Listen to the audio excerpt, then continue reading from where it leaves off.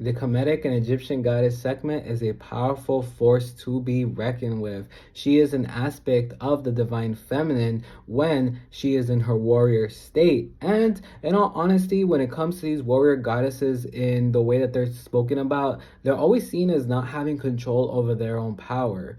But in reality, Sekhmet, like the other goddesses, teach you how to assert yourself, teach you how to have healthy expressions of your anger, how to process your anger so that it is not residual energy living within you.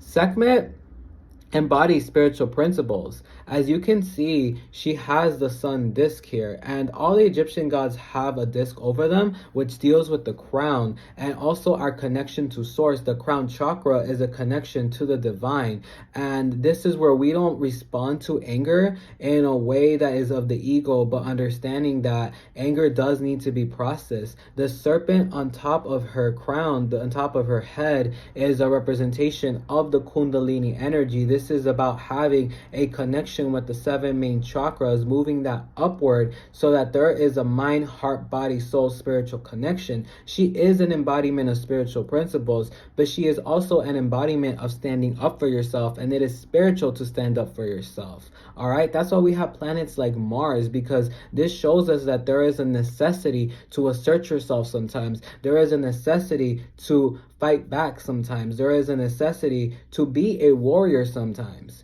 If warriorhood was not needed, then we would not have beings like Sekhmet, beings of wrath that are here to provide justice when justice needs to be served.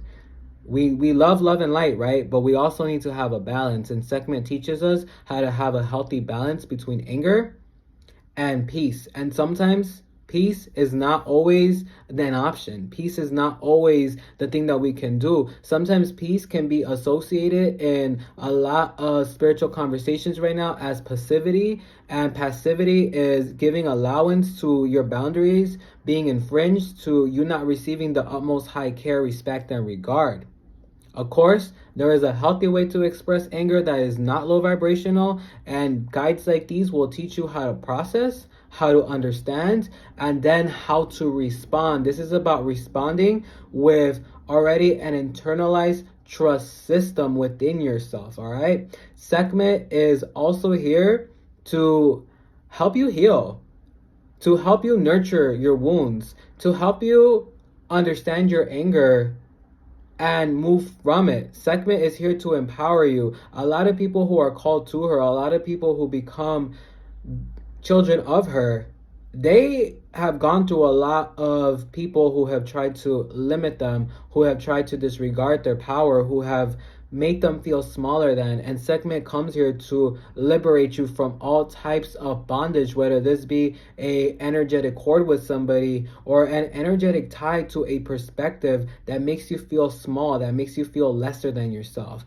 When it comes to all these Egyptian beings, to the whole pantheon, I'm not gonna lie, they're very high end, they are bougie, and they really make you see yourself in that regard as well. They make you see yourself in the most high state of yourself. They push you to look at yourself from a higher perspective so that you can then walk with higher integrity, with a higher sense of self, and also to put in the work so that you don't just feel high strung, you don't just feel high vibing, you don't just feel magnificent. You do the work to reinforce that notion. You walk with that integrity, all right? This is a little bit about Sekhmet. Longer videos and a full range of videos about Sekhmet are on my YouTube.